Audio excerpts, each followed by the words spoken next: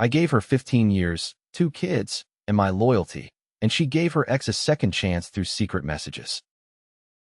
I'm 43, been married for 15 years, with 2 kids who are my entire world. On paper, I've got the kind of life most men my age would be proud of: steady job, mortgage under control, a partner I thought I could trust. For years, I believed our marriage was solid. We weren't perfect, nobody is, but I thought we were a team. That illusion cracked the day I found her messages. It wasn't snooping. I wasn't scrolling through her phone like a detective. It was one of those accidents life throws at you. Her screen lit up on the counter while she was in the shower. A name popped up, one I recognized immediately. Her ex, the guy she used to date before me. The same guy she swore was just part of the past. At first, I told myself it was nothing. People stay in touch, right? But as the texts kept coming in, my gut told me otherwise. Curiosity got the better of me, and I opened the thread. That's when my stomach dropped. It wasn't physical. There were no plans to meet in cheap hotels or anything like that. But the tone, it was intimate, flirty, nostalgic, like she was opening a window back into a life she supposedly closed when she married me. They joked about old times, about what if things had been different. She even called him by the same pet name she used for me years ago. That cut deeper than I expected. Because here's the thing. Betrayal doesn't always come with lipstick on the collar or hotel receipts. Sometimes it comes wrapped in little bubbles of text that say, "I miss how easy things used to be with you." I sat there, staring at the screen, and for the first time in years I felt like a stranger in my own house. That night, I didn't confront her. I wish I could say I stormed into the bathroom, demanded answers, drew a line right there. But the truth is, I froze. I tucked the phone back where it was, sat on the couch, and let the TV drone on while my mind ran circles. Part of me wanted to believe it was harmless, that she was just indulging in nostalgia, that it didn't mean anything. But another part of me, the older, wiser part, knew better. I've been around long enough to recognize what emotional cheating looks like. It's the warm-up act before the real damage. When she came out of the shower, wrapped in a towel, she smiled at me like nothing was wrong, kissed me on the cheek, sat down beside me. And in that moment, I felt 2 things at once: love for the woman I married, and resentment for the stranger she was becoming. Over the next few days, I watched her more closely. She kept her phone closer than usual, turning the screen away when she typed. Late at night, she'd check emails in the kitchen, her face lit by that pale blue glow. When I walked in, she'd lock the screen instantly, smiling too wide as if to say, "See, nothing to hide." I didn't confront her yet. Call it cowardice, call it strategy. I wanted to be sure. I started noting the times, the patterns. Every message lined up when I was out with the kids, or when she thought I was asleep. Meanwhile, I carried on like normal. Made dinner, helped with homework, laughed at jokes I didn't hear. But inside, the foundation was crumbling. Here's what men my age understand. Respect is the currency of a marriage. You can survive bad finances, tough jobs, even health scares. But once respect goes, the whole thing collapses. And respect doesn't vanish in one blow. It erodes, piece by piece, like water carving stone. And that's exactly what those messages were doing. By the end of the week, I knew I couldn't stay silent much longer. But the question gnawed at me. When I finally called her out, would she admit it? Or would she look me in the eye and tell me I was crazy? By the time the weekend rolled around, I couldn't take the guessing anymore. Living under the same roof, eating the same meals, pretending everything was fine while knowing she was sneaking pieces of herself to another man. It was eating me alive. I picked Saturday morning. The kids were at a sleepover with their cousins, so the house was quiet. No excuses, no distractions. I brewed coffee, set 2 mugs on the table, and told her we needed to talk. She gave me that cautious smile, the one people wear when they already know they've been caught. "What's wrong?" she asked, sitting down across from me. I didn't dance around it. "I saw your messages with him." Her face drained of color. She looked down at the mug, then back up at me, trying to gauge how much I knew. "It's nothing. Just catching up. He reached out, that's all." I leaned forward. Catching up? With pet names? With late-night texting? With jokes about what if things had been different? You call that catching up? Her hands shook as she wrapped them around the coffee cup. "It's not like that. I swear. I love you. I'm here with you." I didn't do anything physical. I let out a bitter laugh. "So that's the line now? As long as you don't sleep with him, everything's fine? You think I don't know what emotional cheating looks like?" I'm not 20 anymore. I've been around long enough to recognize the warm-up act. She started crying then, soft at first, then harder, like the tears were her last defense. I'm sorry. I didn't mean to hurt you. I miss feeling young again. With him, it felt easy. No bills, no kids, no stress. Just fun. I guess I got carried away. That hit harder than the messages. Because what she really said was that our life together, our kids, our home, our years, wasn't enough to keep her grounded. She needed an escape hatch back into her past. I sat there in silence, letting the weight of her words sink in. Finally, I said, "Do you realize what you've done? You didn't just hurt me. You disrespected our marriage. You made me question whether the last 15 years meant anything to you at all." She reached across the table, her hand trembling, but I pulled mine back. For the first time in our marriage, I didn't want her touch. "You want to feel young?" I said quietly. "Then maybe you should have thought about the man standing in front of you, the one who built this life with you, before running back to the one who let you go." The silence that followed was suffocating. She had no answer. Just tears, just excuses, just the sound of a woman who'd been caught rewriting history. And in that silence, I felt something shift in me. Not rage, not despair, just clarity. Because in the end, respect isn't something you beg for. It's something that either exists or it doesn't. After that talk in the kitchen, the house felt like a battlefield after the smoke cleared. No yelling, no slammed doors, just the heavy quiet of two people who knew something had broken. For the next few days, we carried on with routines. Work, school drop-offs, dinners at the table. To anyone looking in from the outside, we looked like a normal family. But behind the smiles, my mind was grinding. Every time her phone buzzed, I watched. Every time she laughed a little too quickly at a notification, my gut twisted. It wasn't just about her ex anymore. It was about me, what I was willing to accept, and what I wasn't. Men my age know this truth. Once respect is gone, love can't hold up the roof by itself. You can patch the leaks, repaint the walls, but the foundation is already cracked. And cracked foundations don't get better with time, they collapse. I spent a lot of nights lying awake, staring at the ceiling, replaying everything. 15 years of marriage. 2 kids. The birthdays, the vacations, the hospital runs, the late nights we survived together. Was I supposed to throw it all away over a string of texts? But then another thought crept in. If the situation were reversed, if I had been messaging an old girlfriend, laughing about, what if things had been different? Would she forgive me? Or would she call it exactly what it is, betrayal? The more I turned it over in my head, the clearer it became. This wasn't just about forgiveness. It was about boundaries. About whether I had the backbone to stand up for myself and say, enough. One night, after putting the kids to bed, I sat her down again. "We need to decide where this is going," I said flatly. She looked tired, her eyes puffy from crying. "I told you I'm sorry. I'll stop talking to him. I already blocked his number." I shook my head. "It's not about him. It's about us. About whether you respect me enough to close that door completely, not just with him, but with anyone. Because I can't live in a marriage where I'm competing with ghosts from your past." She opened her mouth, but I raised a hand.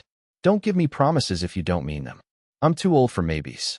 Either you're in this marriage, fully, or you're not. And if you're not, then let's stop pretending." Her tears came again, but this time, they didn't move me. I wasn't cold. I was just done being softened by guilt. That night, she swore she'd change. That she wanted me, our family, our life together. Maybe she meant it. Maybe she just didn't want the shame of losing everything. But as I looked at her across that table, I realized the real decision wasn't hers anymore. It was mine. The next morning, I woke up earlier than usual. She was still asleep, her phone on the nightstand, screen down like a guilty secret. I sat on the edge of the bed, staring at it, and thought, how did we get here? 15 years of life built together, and now I was counting text messages like they were bullet holes. I made coffee, sat at the kitchen table, and started writing a list. It wasn't something I planned. It just happened. On one side of the page, I wrote down everything I'd given to this marriage. Loyalty, stability, kids, a home, my best years. On the other side, I wrote what I was getting in return. The imbalance was obvious, and seeing it in ink hit me harder than any argument ever could. That night, I brought it up again. Not in anger, but in clarity. If we're going to move forward, there need to be conditions. Real ones. This isn't about control, It's about respect. She shifted uncomfortably. What kind of conditions? I looked her straight in the eye. No more private conversations with men from your past. Full transparency with your phone, your accounts, and counseling together. Because if we don't fix the cracks, this house is going to fall. She frowned, defensive. That sounds like you don't trust me. I let out a dry laugh. I don't. Not right now. And that's on you. Trust isn't a light switch. It's something you earn. You want this marriage to work? Then you earn it back. The silence stretched between us, heavy. Finally, she nodded slowly. Okay, I'll do it. If it means keeping us together. But her tone, flat, resigned, made me wonder if she agreed because she wanted me, or because she wanted the stability I provided. And that's when it hit me. Maybe both things could be true. Maybe she didn't know the difference herself. Over the next week, she followed the rules. She handed me her phone without hesitation, showed me her messages, even suggested we schedule counseling. From the outside, it looked like progress. But inside, I still felt the cracks. Men my age will understand this. Once respect is broken, no amount of "look, I'm being good now" can erase the memory of betrayal. It lingers, like a stain you can't scrub out no matter how hard you try. One evening, as we sat across from each other in the living room, I caught her staring into space, her face distant. "What are you thinking about?" I asked. She blinked, startled. "Nothing, just tired." But I knew that look. It was the look of someone somewhere else. Somewhere I couldn't follow. And that's when the real question hit me. Not whether she could change, but whether I could live with the doubt. Because rebuilding trust isn't about her promises. It's about whether I still believe them. And sitting there, I wasn't sure I did. The first counseling session felt like walking into a courtroom. 2 chairs, a box of tissues on the table, and a stranger sitting across from us, ready to weigh our words like evidence. I wasn't sure what to expect. Part of me hoped a professional could untangle this mess, maybe shine a light on blind spots I couldn't see. Another part of me thought it would just be theater, her saying the right lines to prove she was working on it, me nodding while still feeling the cracks beneath my feet.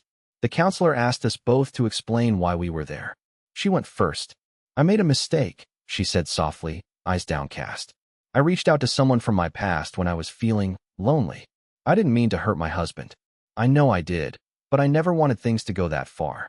It was the same speech I'd already heard at the kitchen table, polished now for an audience. Then it was my turn. I didn't sugarcoat it.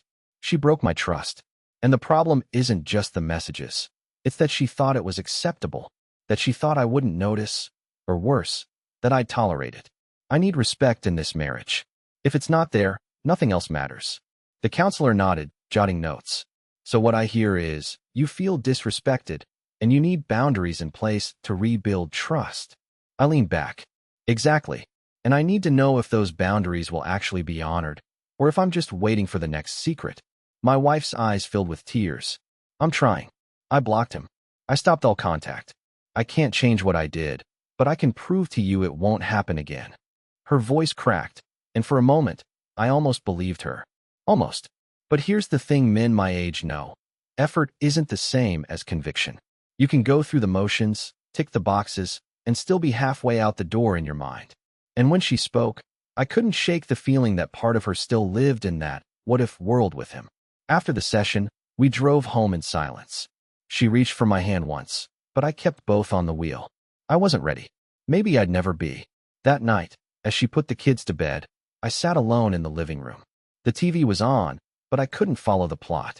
I just kept replaying the counselor's words. Boundaries are only as strong as the person who respects them. And I realized something. The real test wasn't in her phone, her apologies, or even in counseling. The real test was whether I could look at her a year from now, 10 years from now, and believe she was fully mine. For the first time, I wasn't sure the answer was yes. For a little while, things looked calm on the surface. She kept her phone on the counter, screen up.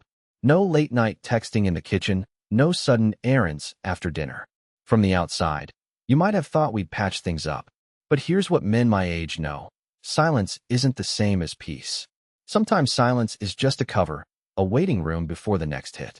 And in my gut, I felt it, that gnawing doubt that never really goes away once it's been planted.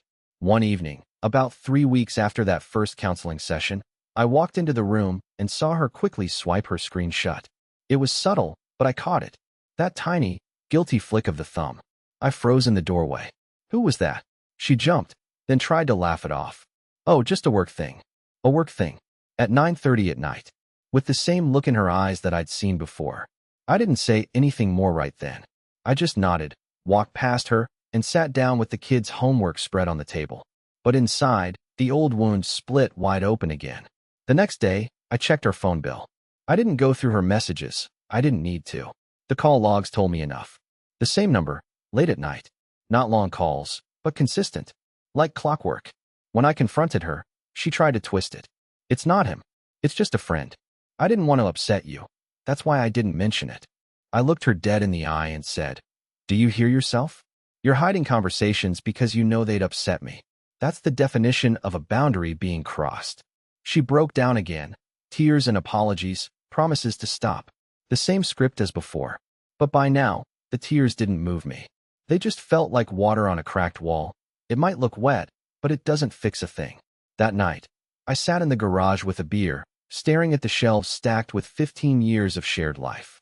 Boxes of holiday decorations, bins of kids' toys we couldn't part with, photos from vacations. And I thought, what's any of this worth if the foundation is rotten? Men will understand this. Once trust is broken, you can put on a good show, but you're always listening for the next shoe to drop. Every buzz of her phone felt like an alarm. Every excuse sounded like a lie. It wasn't even about him anymore. It was about me, about whether I could keep living like this. The answer was becoming clearer by the day. Because marriage isn't just about staying. It's about believing. And I didn't believe her anymore. After that second slip, something hardened in me. Not rage, not even heartbreak anymore, just clarity. It was like I'd been watching the same movie on repeat and finally realized the ending wasn't going to change, no matter how many times I sat through it. I started moving differently around the house. Less like a man waiting for answers, more like a man preparing for a verdict. I kept routines the same for the kids, school, dinner, bedtime, but in my head, I was running scenarios. What would custody look like? Could I afford the mortgage on my own? Where would I go if I had to leave? At work, I caught myself jotting notes during lunch breaks. Not angry rants, just lists, bank accounts, insurance, joint property. Things a man doesn't think about until he's forced to. Meanwhile, she seemed relieved, like my silence meant forgiveness. She acted sweeter, more attentive. She cooked my favorite meals, left little notes in my lunch. To anyone else, it might have looked like a wife trying to make amends. But to me, it felt like a performance. One evening, she leaned against the doorway while I was fixing a loose cabinet hinge. "You've been so quiet lately," she said softly. "Are we okay?" I looked at her, really looked, and felt nothing but distance. "We're functioning," I said flatly. Her face fell, but she didn't press. Maybe she knew pressing wouldn't change the truth. Later that night, I sat on the porch with a cup of coffee, watching the streetlights flicker on. And I asked myself the hardest question. What am I teaching my kids if I stay? If they grow up watching me accept lies, excuses, and half-hearted apologies, what will they think marriage is? That loyalty is optional? That respect is negotiable? No, I couldn't do that to them. So I made a quiet promise to myself. I wasn't going to leave in anger. I wasn't going to smash dishes or pack bags in the middle of the night. But I was going to leave with my head high, knowing I gave everything I had. And when respect died, I didn't bury myself with it. The next day, I started putting things in order. Not rushing, not panicking, just deliberate steps. I opened a separate bank account. I gathered important documents. I even called a lawyer just to know my options. And for the first time in months, I felt calm. Because a man who has a plan isn't trapped. I didn't know when I'd say the words out loud, but I knew they were coming. And when they did, it wouldn't be begging or bargaining or blaming. It would be simple, final. Because sometimes the strongest thing you can say in a marriage isn't, "I forgive you." It's, "I'm done." The day I finally spoke, the words started like any other. Breakfast with the kids, quick goodbyes before work, the usual shuffle of lunchboxes and backpacks. On the surface, nothing had changed. But inside, I knew this was the day. I'd rehearsed it 100 times in my head. Short, direct, no theatrics. I wasn't going to yell or beg. I wasn't even going to ask her why anymore. I already knew why, because she could. Because I let it slide once, and that opened the door for her to do it again. When I came home that evening, the house smelled like lasagna. She had lit candles on the table, poured a glass of wine. It felt staged, like she could sense the storm coming and thought a nice dinner might hold it back. We ate in silence, the kids chattering between us. I smiled at them, answered their questions about school projects, but my eyes never lingered on her for long. After they were in bed, I cleared the dishes and wiped the counters. Then I sat down across from her at the same kitchen table where everything had unraveled weeks earlier. She tried to smile. "You're awfully serious tonight." I nodded. "Because it's time to stop pretending." Her smile faltered. "Pretending what?" I took a deep breath. "That this marriage is still alive. That I can keep living with half-truths and late-night lies. That respect can be glued back together once it's been shattered." She froze, eyes wide. "You're saying you want a divorce?" I didn't flinch. "I'm saying I'm done. I gave you 15 years. I gave you loyalty, a home, 2 children. And when it was your turn to give me respect, you handed it to someone else. Not once. Not by accident. Repeatedly." Tears welled in her eyes. "I told you it was nothing physical." I stopped. I tried to fix it. Counseling, the boundaries, everything. I leaned forward, my voice calm but firm. "And yet here we are. Because it's not about physical. It's about trust. And I don't trust you anymore. That's the truth. And without trust, there is no marriage." She reached across the table, desperate. "Please, we can keep trying. Don't throw this away. Don't throw us away." For the first time, I pulled my hand back without hesitation. "You threw it away the moment you decided my respect wasn't worth more than a cheap thrill of nostalgia." "I'm not throwing anything. I'm just acknowledging what's already gone." Her sobs filled the room, but I stayed steady. Not cruel, not cold, just final. When I stood up, I felt lighter. Not happy, not yet, but lighter. Because a man who knows where he stands doesn't have to carry someone else's lies anymore. And as I walked down the hall to check on my sleeping kids, I thought, this is the example they'll remember. Not a man who begged for scraps of respect. A man who knew when to walk away. The first night in my new place was quiet. Too quiet. After 15 years of noise, kids running, TV humming, the rhythm of a house that never really slept, the silence pressed against me like a weight. I sat on the edge of a mattress that still smelled faintly of plastic wrap and stared at a stack of boxes, wondering if this was freedom or exile. But as the hours passed, the silence changed. It stopped sounding like absence and started sounding like peace. No buzzing phone to set my stomach twisting. No forced small talk across a dinner table. Just stillness, mine alone. The next morning, I made coffee in a cheap drip pot I'd bought on the way over. It tasted burnt, bitter, but it was mine. I sat at the table, sunlight slanting through bare windows, and felt something I hadn't in months: clarity. I called the kids before school, told them I loved them. Their little voices lifted me more than any amount of caffeine. I promised them I'd be at every soccer game, every recital, no matter what address I lived at. Because leaving her didn't mean leaving them. If anything, it meant showing them what it looks like to stand tall when life tries to bend you. At work, people noticed a change. I wasn't hunched over my desk anymore, carrying invisible weight. I stood straighter, spoke sharper. One colleague even said, "You look 10 years younger." I didn't, not really. But I felt it. Evenings were harder. The kids weren't with me every night, and the quiet could slip into loneliness if I let it.